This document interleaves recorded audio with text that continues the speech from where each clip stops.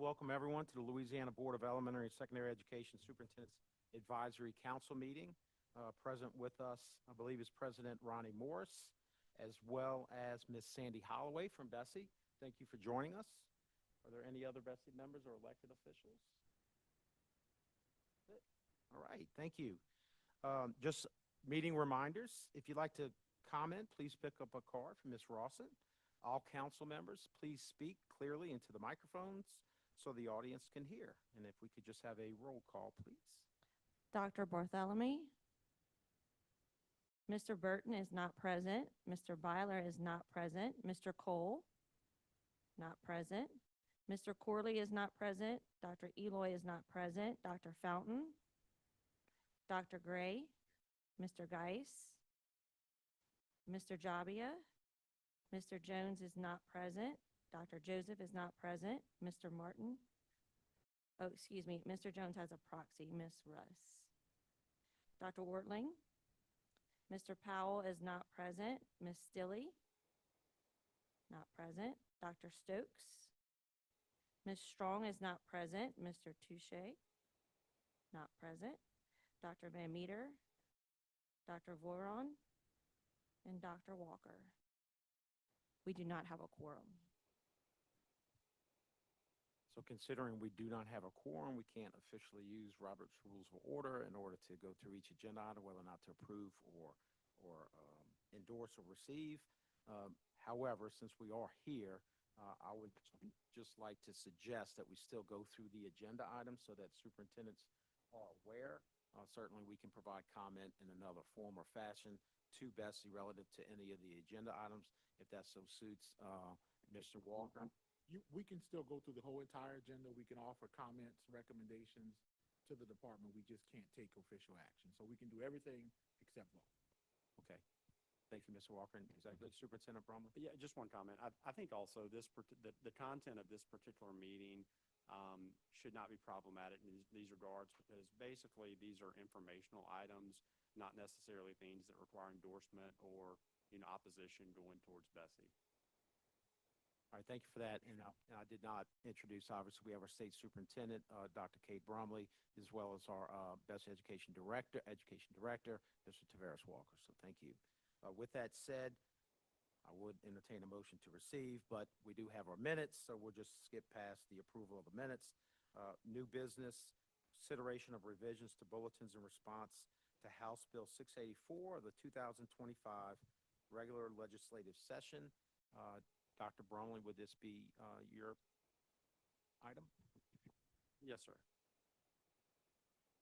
So we're going to begin with 3.1. Okay. Yes, sir. So what I wanted to share with you guys, both on 3.1, I'm trying to find the 3.1 and 3.2. These are legislative items. They're not necessarily department initiated. They're legislative items. And so our intent today was to simply help further make you aware of what is processing its way through the legislative process. I'll say that on HB 684, that one is almost done, if not done. Yeah, okay, so good. And then on SB 41, that will most likely conclude this weekend. Yes, okay. So these are right near the finish line. Obviously, session ends on Thursday, but these are pretty heavy items, and so we just thought we would bring them to you for your information, not to insinuate that you don't already have that information, but just trying to try to expose as much as possible what's new and what's forthcoming. Further on these particular items, I don't want the information that we share to be construed as legal counsel in any particular way. You need to make sure that you work with your own attorneys on this, but we just wanted to make sure that we were providing kind of global information. So on the first item, which has to do with students with exceptionalities, Ashley Townsend, of course, is here, and then Dr. Lauren Wells from our Diverse Learners team, and they'll make the presentation. Good morning, Ashley Townsend with the department.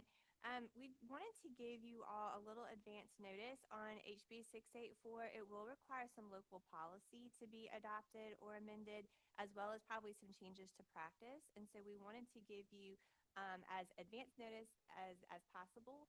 We did already get the policy mostly developed in alignment with what's currently in the bill, which has now been adopted in concurrence. So it'll go through some signatures and then be sent to the governor for his consideration. This is also planned to go to our special ed advisory panel at their meeting in a couple of weeks. And then there's still a SAC meeting in July where if we needed to bring it back to you all, we could at that time. But we just wanted to give you as much time as possible to really review these and make any changes that you need to in advance of the school year. So I'll turn it over to Lauren to talk more through the specifics. Hi, good morning, everyone. I'm Lauren Wells, the Director of Director of Instruction and Intervention with the Division of Diverse Learners. And this morning, I'm going to talk to you about several of the proposed draft revisions to several bulletins that are in response to HB 684. As Ashley mentioned, this is very new, so you do have in front of you a printed copy that has one revision. This was due to an amendment to the bill that actually happened earlier this week on the Senate floor. But it was important to us to bring these revisions to you as soon as possible, simply so you could prepare your school system and consider your current policies and any procedures. So the present law provides relative to the use of seclusion and restraints in response to students with exceptionalities. And this current law is reflected in Bulletin 1706. That bulletin is the regulations for implementation of the Children with Exceptionalities Act. And updates to HB 684 will mostly be reflected within this bulletin. So on the slide here, you can see that the legislative changes have updated the definition of a physical restraint to clarify what constitutes a restraint. So this definition was updated to mean the use of manual restraint techniques that involve physical force applied to restrict the movement of all or part of a person's body. You can also see that it does clarify that holding a student for less than 3 consecutive minutes in an hour, this is not considered a physical restraint. And it also adds that only personnel trained in these appropriate techniques should use physical restraints. This is except in situations of an emergency, right, when there's not sufficient time to find those trained personnel. So HB 684 also now defines a sensory room. It clarifies that these spaces, along with a calming zone or a timeout zone, these are not considered seclusion. The bill does require that a school nurse or a school health designee will visit with the student that was either secluded or physically restrained. This should happen as soon as possible after that restraint, or no later than the end of the school day. This is to identify any signs of injury or distress to that student. You can see that it also requires that at the annual IEP meeting, the parents are notified that it is prohibited to use seclusion or restraints if that student has a medical or a psychological condition that will, again, prevent the use of seclusion or restraints. We will be adding this guidance to our Special Education Parents' Rights Handbook, and that's given at those annual IEP meetings, which will cover this requirement of the bill.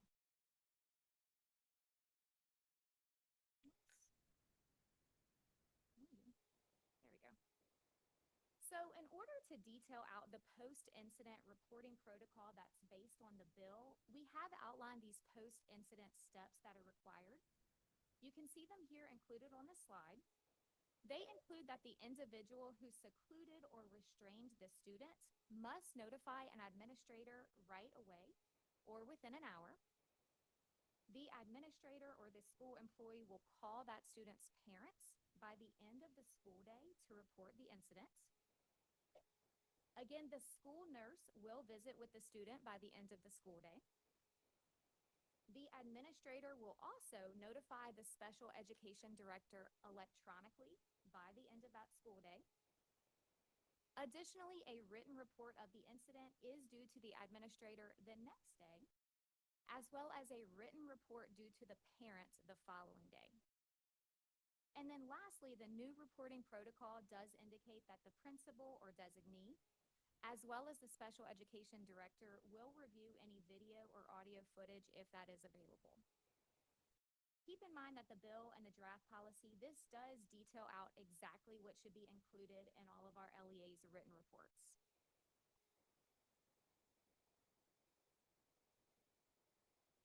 So you can see on the slide here that the bill did remove the requirement of documentation of the incident at 15-minute increments.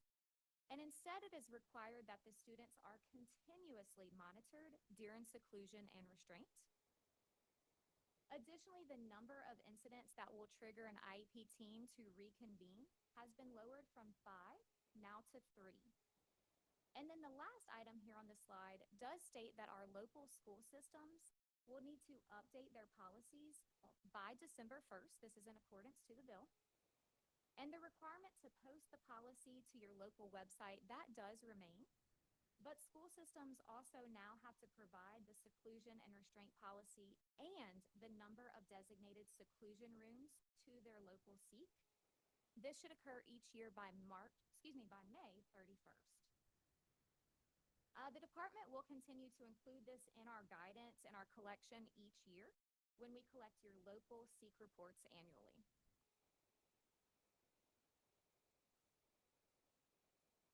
And then the last update of HB 684 does detail the new seclusion and restraint training requirements. So it requires that educator prep providers include for all teachers instruction regarding crisis prevention programs. And this can be incorporated into an existing course of study. Now, the department, we do currently have available a free module of the consideration for the use of seclusion and restraint. This is a free module as an overview for these procedures. And then the bill also authorizes the department to develop a crisis intervention training program that will be specific to those on your crisis teams or in situations where seclusion and restraint may be used. Now, we do know that many of our school systems are already providing this training to some of your personnel, but we are working to secure CPI, train the trainer opportunities for our school systems that need it. And we will release more information on these trainings once it's available, and again, we will be offering these at no cost. Okay, so that concludes our updates on Bulletin 1706. And we'll now briefly discuss our update on Bulletin 741. You can see it here on the slide, but the revised statute does currently require that each public school governing authority installs cameras in certain classrooms. This is at the request of a parent. And the current policy does align to the statute in Bulletin 741, and we will have some updates in the draft policy as HB 684 now requires these camera installations regardless of a parent request. So according to the bill, this requirement will go into effect February 1st. And an additional amendment was actually made on the floor this week. So as Ashley mentioned, this is very new, very recent. And it added that our administrators will periodically verify that the cameras are in operation. And if the camera is out of operation for more than 2 consecutive days, that the parents are notified using your school's current mode of communication for parents. All right, well, that now concludes our updates to these 2 policies. Some next steps that we have here at the department, they include updating our guidance document on seclusion and restraint, as well as that parent rights handbook. We are also working to secure that statewide training opportunity that we mentioned earlier. And then lastly, just bringing additional policy language updates to include those training requirements for all teachers. Okay, I will now open it for any questions about this draft language. So since those recent amendments, were there any additional, if I recall, and maybe you could clarify, I recall when this was originally put in place from last year's legislative session, there were some appropriated funds specifically for the cameras. I assume those funds have already been allocated and can be used to install the cameras. And I guess the estimation of the funds originally were based on when a parent requested that the camera be installed. Have we anticipated the actual true costs now for districts. So it was actually, the original dollar amount was actually determined as if you were going to put the cameras in all the classrooms regardless of parent request. And that was the first $8 million allocation that went out across the state, 2 years ago? And then for the last 2 or 3 cycles legislatively, we've asked for a 10% amount of that, so 800,000 for the annual upkeep. So annually, since the original $8 million, which went into your accounts, we've asked for the 800,000 to then be dispersed into accounts for upkeep. So those funds should already be in your accounts. I know some systems went ahead from the beginning and just installed across the board. Some waited on the parent request, so the funds should be there. And then hopefully moving forward, we will continue to secure that 10% amount, that 800,000, for the annual upkeep of the cameras. Thank you for that. Just a suggestion, perhaps when you do update the guidance and send that to systems, that you may just want to reference those funds are available for some either newly appointed superintendents that may not recognize that that is in their account. And I'll open it up to the committee or the council for any other questions or comments.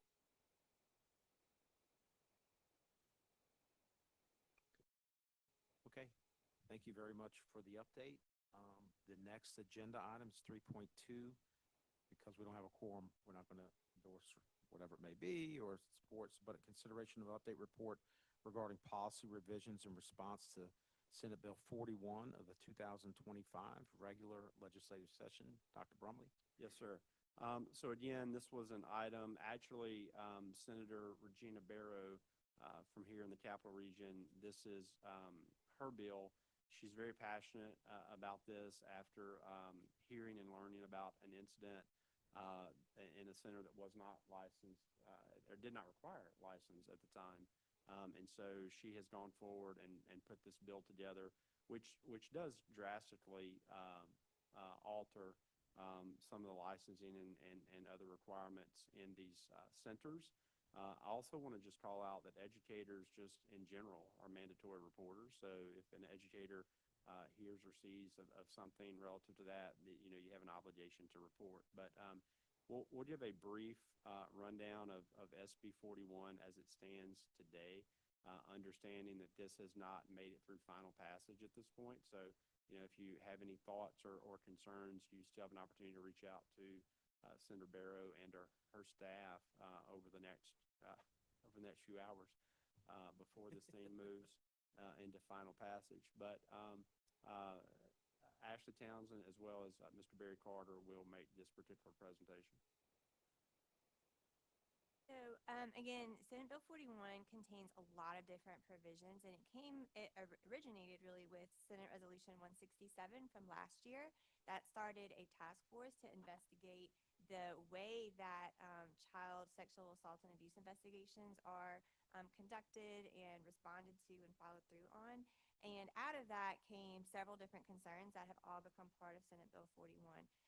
So I encourage you to review this with your legal counsel. We wanted to point out a few things that are related to public schools, traditional public schools, and charters. So one is that for hiring staff, especially for pre-K, but for all your staff, you want to make sure that they are not on the DCFS Central Registry. These are individuals who would have been there after 2018. Some provisions prior to that related to the way that those reports on the registry can be appealed have set the year at that point for right now. But we're working with DCFS to create a mechanism to make it easier for your HR to be able to access that system and make that confirmation. So we're trying to build that into a platform that you all already have access to so that it's not an extra thing to have to figure out how to do. And we'll provide more information on that as it becomes available. And then also there'll have to be a mechanism to review people who are currently on staff but are on that registry, and then handle that through personnel at your district as well. So I wanted to call that to your attention. And so we, again, we're not going to be involved in your personnel issues, but we are trying to at least facilitate the process that you can use to check for that. And then I'll let Mr. Carter talk through some of the specifics. So Like Dr. Brumley mentioned, the licensing is going to apply to non-public 3-year-old and 4-year-old programs. Act 102 in 2011 allowed public schools to create pre-Ks. It allowed non-public schools to create pre-Ks. It exempted public school pre-K4s from licensure. So your pre-K3s have to be licensed right now. It exempted non-public pre-K3 and pre-K4s from licensure. So this will remove their exemption. So Senate Bill 41 would require all non-public pre-K3 and pre-K4s to be fully licensed. For public school pre-K4s, however, they won't have to be licensed, but they are building in some minimum safety standards into the statute that you all would need to follow and comply with. So we just wanted to make you aware of those very early on so that if you do have to make any changes within your systems, you have time to plan for that. So I'll let Mr. Carter talk through those with you all. All right, good morning, everybody. So I just want to kind of go through some of the safety and welfare standards that's in this list. Obviously, I kind of want to say this before I start. I would say the majority of all these things are already being done at your schools. And so we'll kind of go through it. I did try to highlight a few things that I thought would be of some interest for you. And so obviously my team is here if we need to answer any questions for you at the end of this. And we're quite happy to do that for you, okay? And I would also just subtly encourage you to ask those questions after the conclusion of the meeting relative to these particular issues. All right, so the first one, we'll kind of go through it together. 2 staff members present at the facility when more than 4 children are present. This is an exception under an extenuating circumstance that can temporarily prevent compliance. So when the kids get to school, if there's 4 kids at the school, make sure there's 2 adults present, okay? The next one has to deal with, obviously, this child-staff ratios and supervision. I'm sorry, that's kind of what we're going to be going through. So the child-staff ratios, you can kind of see these here. For pre-K4, you can see it's 15 to 1, and we'll kind of go to the next number here. Number 3, we'll kind of talk that more in depth. So if you have a mixed age group in a classroom, so if you have 3-year-olds and 4-year-olds in a classroom, you take the age of the youngest, which will be your child ratio. So you can kind of go back to that slide before, which would be 13 to 1. So throughout the year, whoever the youngest kid is in that classroom, that's the ratio that you would use. Okay, so if you have 4 and 5s, 4-year-old, that's the ratio that you choose with. Number 4, number of students in a class shall not exceed 20. This does not include your recess, physical education, arts, field trips, bus rides, stuff like that. They can be more than 20 of that. Number 5 is one we kind of highlighted a little bit. So when the nature of a child with special health care needs or the number of children with special health care needs warrants added care, sufficient staff shall be added as necessary. So that's something that as a district you can make the determination depending on the child that you have. Number 6, this is only staff members directing and providing care, supervision, or guidance to children shall be counted in the child-to-staff ratio. So basically your support staff is not really included in that. So it's people that are providing that. The same staff members shall not be used to meet the ratio requirements for 2 different groups of children at that time.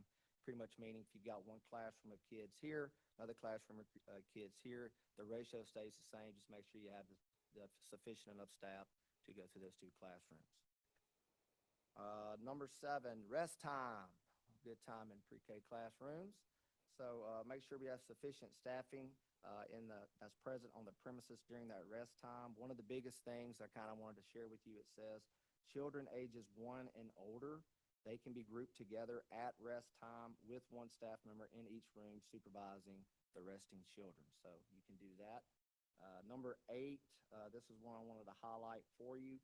It says information regarding required child-to-staff ratios and a phone number to file complaints regarding supervision with the LDOE shall be posted in each classroom in a location that is visible to parents.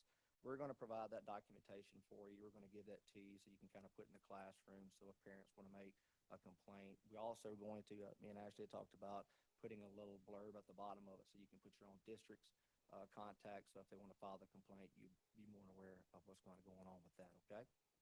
Sure can. Also just added the other day to this is that you'll also need to provide that document to pre-K parents at the beginning of the school year.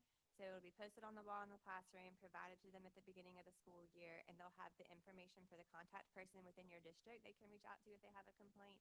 and it'll have to have the contact information for the LDOE that they can reach out to if they have a complaint. Thank you, Ashley. Number 9, supervision of all times, children on the playground, field trips, non-vehicular excursions, anything, just make sure that we're having some supervision on all the children. Number 10, children not being left alone in any room, outdoors, or in vehicles, even momentarily without staff present. There is a provision to this about certain restroom use, which we're going to kind of go into detail about that in a few minutes. So when a child is being provided services by a therapeutic professional, or when a child is in the custody of a parent or legal guardian, obviously they can be left alone with them. Number 11 says a staff person shall be assigned to supervise specific children whose names and whereabouts that staff person shall know and with whom the staff person shall be physically present. Staff shall be able to state how many children are at their care. That's staff members keeping a roster of the children that they have in their classrooms. That way they know who's there and who's not, attendance and things of that nature.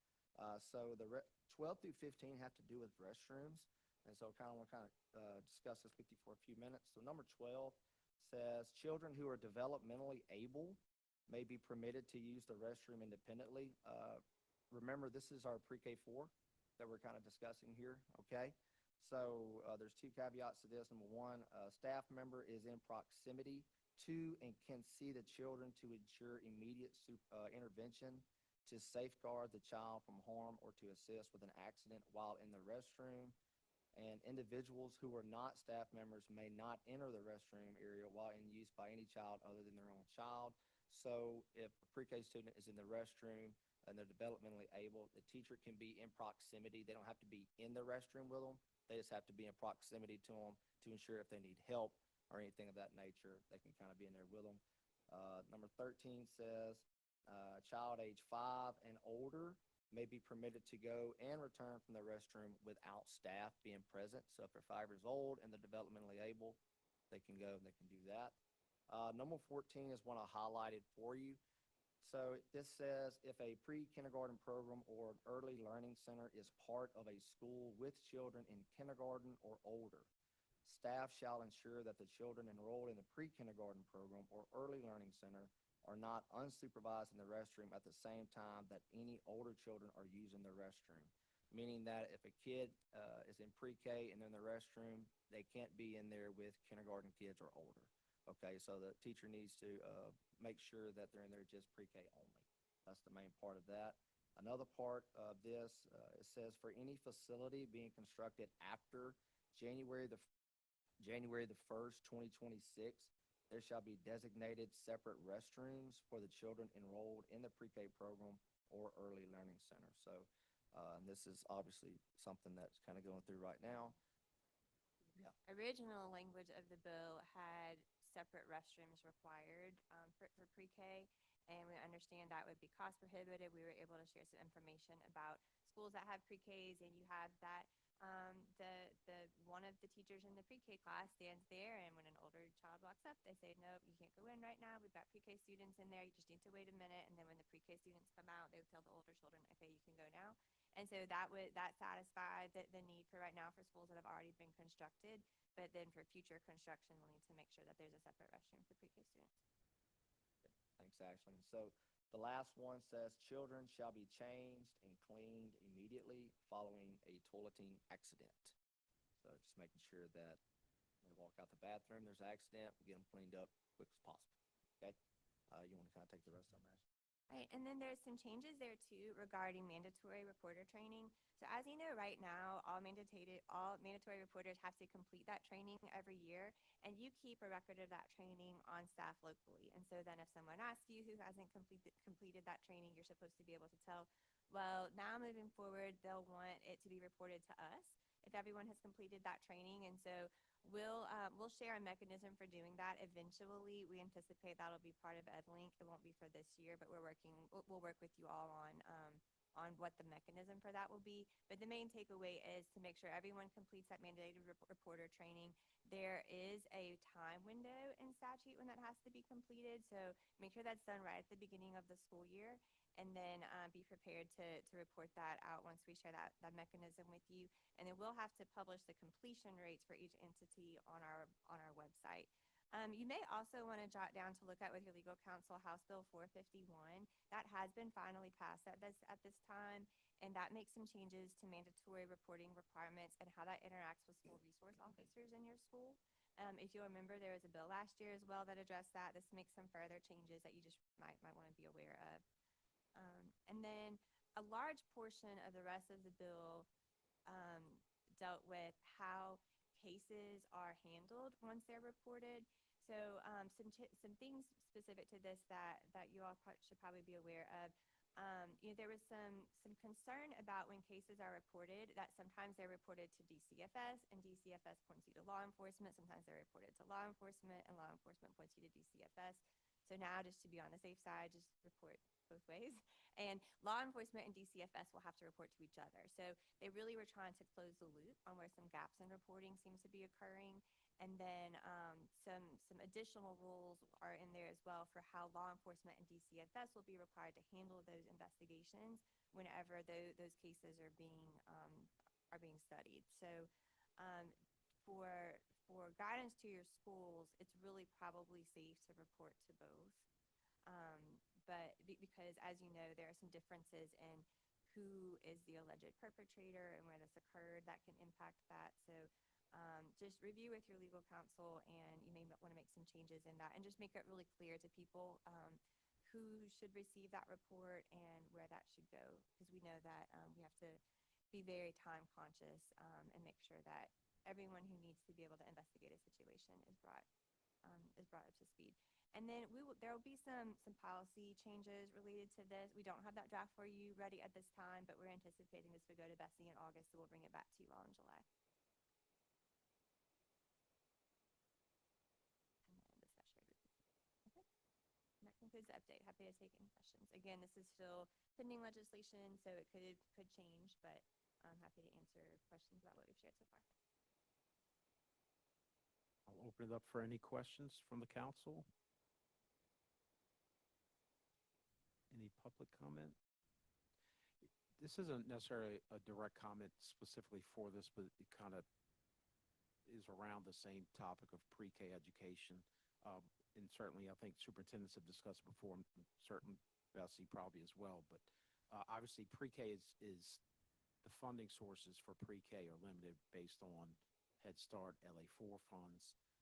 Has there been a consideration for Bessie to consider promoting or recommending legislation that would include our pre-K into our MFP formula for proper support so that we can include our youngest learners in our public school systems to provide the support necessary?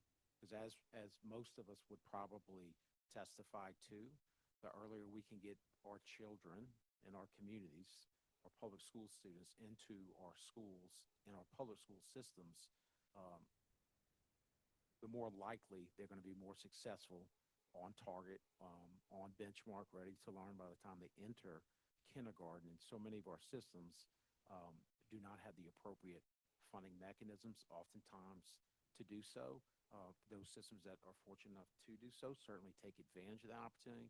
But when we look at the gains that we have made relative to literacy and certainly to focus on numeracy as a department, these are our earliest learners, where their story begins in most of our communities. And I think as a state, certainly as an organization from LAS, we would support collaboratively working with Bessie and or the State Department, because I think that is something that still continues year after year to goes unfunded in many ways, just because systems cannot generate the revenue to appropriately pull those kids into our systems. And when we talk about the gaps in learning that have occurred across the state, those gaps that we're trying to reduce, it certainly would help and benefit our systems, and most importantly, our kids across the state to do so. So I'm not sure if you'd want to comment on that, but it's certainly, I'd like to put on public record that we are certainly supportive of collaborating in any way possible to help make that happen. So a few things there. One, if you were changing the MFP, that would, I'm fairly confident that would, to include pre-K, require constitutional amendment change there. There was a representative in the legislature that had, I believe, initially filed a bill that would create, this was last year, not this year, basically an MFP type situation for early care. That did not launch. But I think what in turn ended up happening was task force was created to study that particular issue. And so it is part of a conversation that a early care and education task force is studying at the time. One of the complications of early care and education is just the varied funding sources that provide for that, whether you're talking about CCAP or LA4 or Head Start or all the different funding sources. That can get complicated, but certainly we don't want to reduce a funding source, so we try to find a way to manage and braid those in the best way that we possibly can. But there is a task force that is kind of, there is a counselor commission, I can't remember, that is actually, looking through and exploring that very item. Commission. Thank you for that. Okay, any other comment by council?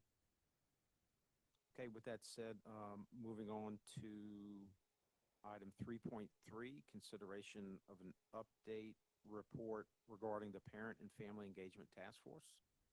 Dr. Brumley? Yes, sir. Excited to bring Ted Beasley before you to make a presentation around our parent and family engagement work that we've been leading in response to legislation from last year. Mr. Beasley has held a session already with families. I think it went well. Their next meeting is coming up at the end of the summer, essentially, or end of July, and he just wants to give an update of items discussed so far.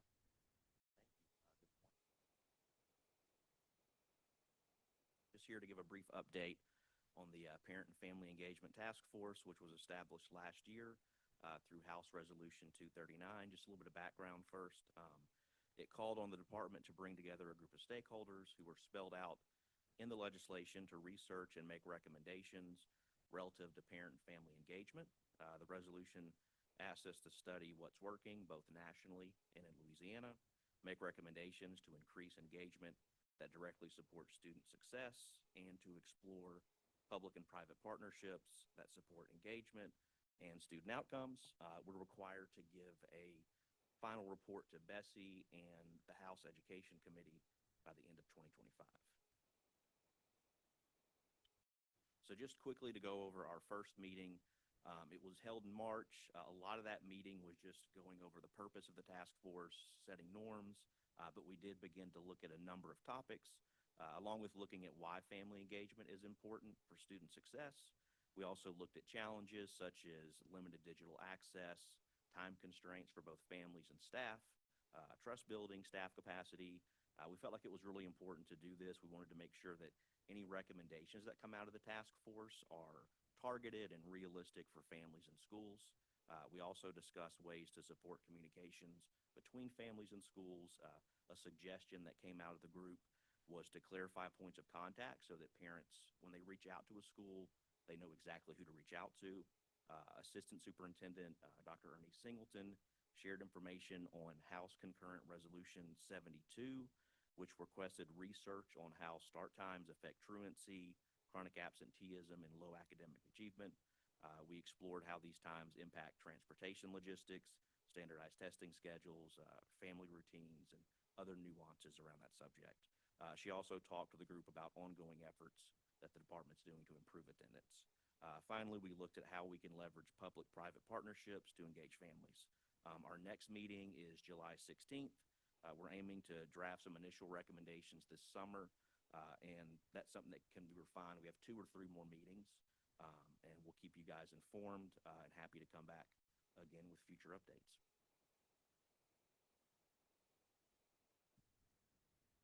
Council members, any comment?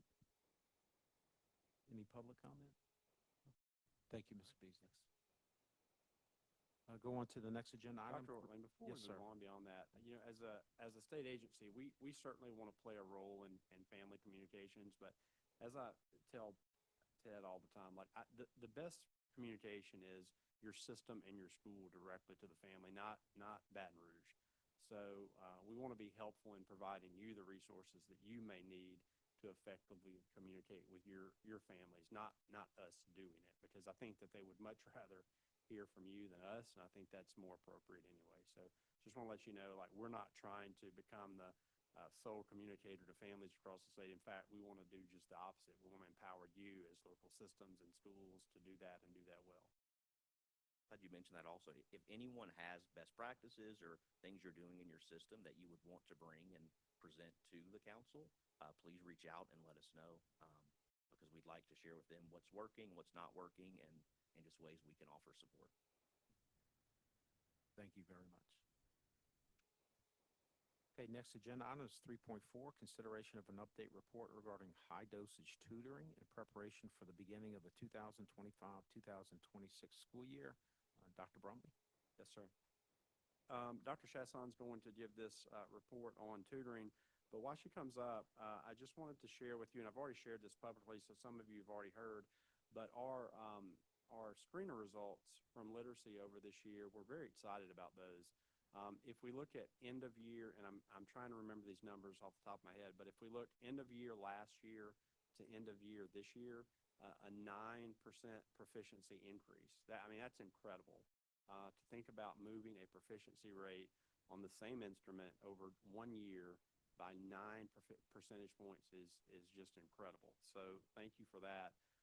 Within this year alone, from BOY to EOY, I think we saw a 17% increase across the board in K3, with the most significant increase being 33% in kindergarten. And then, as you go from K to 1, 1 to 2, 2 to 3, you see less significant gains, but one would expect that because you're already, making up some of the ground. But again, kindergarten from BOY to EOY, 33% increase. K3 collectively a 17-point increase from beginning of year to end, and that's with the test getting more difficult or the screener getting more difficult over the course of time. It's not a stagnant instrument. And then I think just the 9% difference from 1 year to the next is incredible. So I think our reading strategy is the right one. I want to encourage you to hold the line on that, making sure you have a healthy core curriculum that is uninterrupted and protected and using H2IM. And then providing that support through those high-dosage tutoring efforts. We just think it's really working, and having those teachers appropriately trained. So thank you for all your support on this effort. We will, with next year and being our launch year for math to mirror the literacy, we'll have bumps here and there along the way, but I would anticipate that within, 2 to 3 years, we'll be here talking about these same types of proficiency gains for our youngest learners in math as well. So really exciting times in the elementary space in the state of Louisiana. So thanks for all your help with that. And Dr. Chasson will make a report on the tutoring work. Thank you, Dr. Brumley. So just a few updates on tutoring as we head into next school year. This is Act 771 of last legislative session, as many of you remember, that we now call Accelerate High Dosage Tutoring.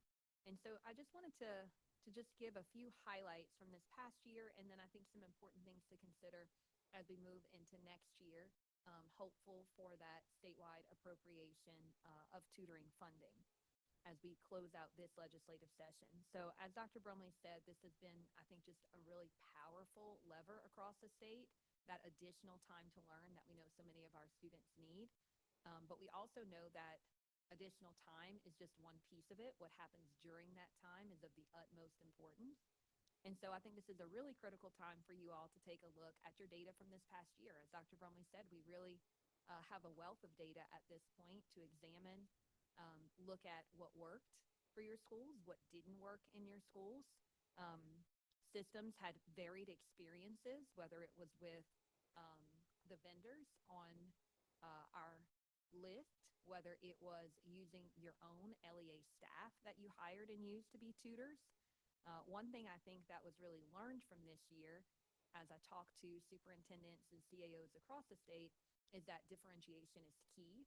Not all of your schools are the same. There are more eligible students in some schools rather than other schools, and so really moving those resources where they're needed the most is so important. So I would encourage you all to look at your data really closely and determine your plans for next year at this time. I know many of you are really elbow deep in your planning for next year. We did release early this year our workbook for next year, and that workbook is just a tool for you all to use to really begin crafting your plan that will be due in EGMS once again on September 15th, as Act 771 states. And so we released that workbook early so you all can begin working in preparation for submitting your plan on September 15th. And it will work really similarly to last year. As your plan is approved in EGMS, those funds will be released to you all. We've also released an implementation guide just because we have a lot of documents, a lot of resources at this point. So this really acts as a one-stop for all of your needed documents. It also addresses the plan that is due for approval in order to release that funding, but it also addresses the reporting that comes throughout the year. So there is that quarterly fiscal reporting. There's also attendance reporting. All of this is outlined in Act 771, and now we have within our implementation guide in those guidance documents where all of these things are due in a timeline. As you look forward to next year, just with some summer planning for implementation, you'll close out this school year. That final reporting is due by July 15th, so that final fiscal reporting, that attendance reporting. I know the folks in your system who work hard on tutoring are closing out these end-of-year reports that are due, so that should really be top of mind right now, as well as planning for next school year. Some of the systems that we saw have the most success in tutoring this past year did a really great job with embedding that time for tutoring within their school schedules and scheduling really smartly. We saw systems really help schools schedule their day differently, and I think that really paid off for the folks who invested in using their time in different and more innovative ways. It's really important also for you all to decide on your vendor partners for next year, and also hire and adjust your staffing to ensure quality tutoring staff. So again, taking a look at what worked and what didn't work. I would also encourage you, as you think about that staffing, to really think about who's in your core classroom. Remember, this extra time to learn continues to be a Band-Aid if we don't also pay attention to what's happening in that core classroom instruction. One thing that you've heard my team really iterate over and over again is coherence. And I think that's so important because what's happening during that extra time to learn can really be low impact if those materials are not the right ones that are preparing students for the learning that they need during core instruction.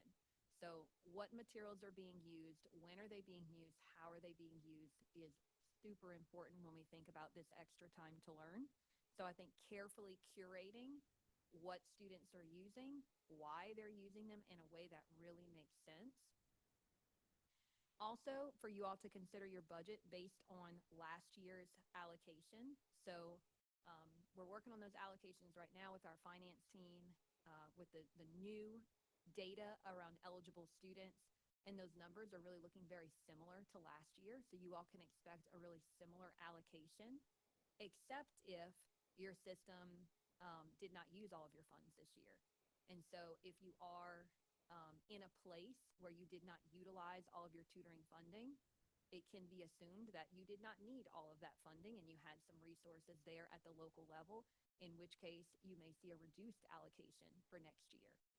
So please ensure in your reporting that you have used all of your tutoring funding, because you could be in a place where you have a reduced budget for next year, because we know that we also had some systems reach out and ask for a little more funding that they needed. Also, make a plan for data collection, including attendance and fiscal monitoring. I think it's really important for every system to have one assigned tutoring champion, one lead, one coordinator of this work, but it's also important that they are liaisoning with other important members of your team, like your data managers, like someone from your finance team, or your federal programs team, really so that everyone is staying tight on that tutoring team to make sure that you are able to report as necessary. And then finally, there's a link in this last line. I think it's really important for your school leaders to be well-versed in what is happening, what should be happening during tutoring to ensure the quality of your programming. And so that's a tool that we made for self-assessment for leaders as they're monitoring tutoring in their building to ensure that quality instruction is happening during that extra time to learn. And that concludes this update, and I'm happy to answer any questions. Any comments from the council? Any public comment? I'd just like to say, Dr. Chasson and Dr. Brown, we certainly appreciate the work that the department is working alongside our systems, our teachers, our principals, our superintendents relative to high dosage tutoring, literacy, numeracy. When we work together at the forefront of where our teachers are supporting our kids, it's obvious that the impact that we have together doing so. So we certainly appreciate, we know it's a commitment on your staff or your department staff. We've certainly recognized it previously at previous meetings, but I just wanted to say that publicly. We certainly appreciate the close collaboration in regards to those efforts, especially how close you are to the forefront of what we do each and every day in our system. So thank you for that. Thanks for that. Also, Dr. Ortling, just one timeline point to note. Mr. Lambert and his team have been working pretty hard to try to build the processes so that as the refreshed accountability system goes into effect for next year, you'll have those bottom 25 to, we're going to try to give you 30% achievement level, probably late July, so that you'll have those children identified before you even go into the school year, because those are the kids that will have the double weight on the growth piece. So we want to get you those names in advance of the school year so that you're going in on day one with plans in place for their progress. Thank you. Anything else, Dr. Brumman? Okay, so this is my last meeting as council chair. Well, Dr. Orling, before you give a final farewell, I do have one more thing. We're really excited about next week. We have 7,000 of our closest friends coming to see us in New Orleans for Summit. We think it'll be our best one yet. We say that every year, and we think we do make that happen every year. But I want to encourage you that if you have the ability to attend, please attend. We have created in the CVent app a superintendent track so that you can look and find things that we think or we have highlighted that you may want to consider attending. Had a conversation with the officers of the organization last week or the week before, and we talked a little bit too about some of the issues that have arisen relative to students with exceptionalities and behavior and discipline laws. So we were over the last week to schedule a superintendent-only session for that. So you should be able to find that in your CVent, because a lot of the conversations I have with you around behavior, you have questions about that, rightfully so, because it can be very technical. So just look in CVent and find the superintendent track. And if you have any questions while you're there, Mr. Foles has committed the entire convention center map to memory, and he can direct you to the right location in a snap. But we definitely look forward to seeing all of you there, and the excitement because our theme is a new story, and that's the story that you guys are writing, and we've got to see that through. So we're excited about next week. Dr. Will. Thank you. So this is my last meeting as council chair. The next chair coming in will be Mr. Jeff Powell from Rapides Parish. So he'll join us on July 24th, which will be at 10 a.m. So please make sure that you're in attendance. And just as we close, I just want to recognize our superintendents, not just in this room, but across our entire state. The role of a superintendent is not an easy. You know that. I'm not telling you anything you don't know. You don't ask for recognition. You don't seek the recognition that is needed, but it's not easy. It demands integrity. It demands resilience and a willingness to make difficult decisions to service your students, staff, and most importantly, your communities in this state. You have and continue to lead with courage, with purpose, with dignity, integrity, often and most of the times placing the needs of others before your own and before your own family. Thank you for the sacrifice on behalf of this state, our children, our communities, and our families, for your sacrifice your unwavering commitment to public education, and the example you set as servant leaders. It has been an honor to sit here today in this as a council chair for this committee. And I appreciate also Bessie affording this opportunity to me and to our superintendents. It's been an honor to walk alongside each and every one of you, not just here, but each and every day to service our communities and our students. As we've together faced challenges, oftentimes criticism for the work that we do, when all we have ever done is serve others in our communities. I wish you a restorative and well-deserved summer break. May the time ahead bring peace, renewal, and moments of joy to those you leave, but most importantly, you and your families as well. It's been an honor. And with that, because we don't have a quorum, this meeting is closed.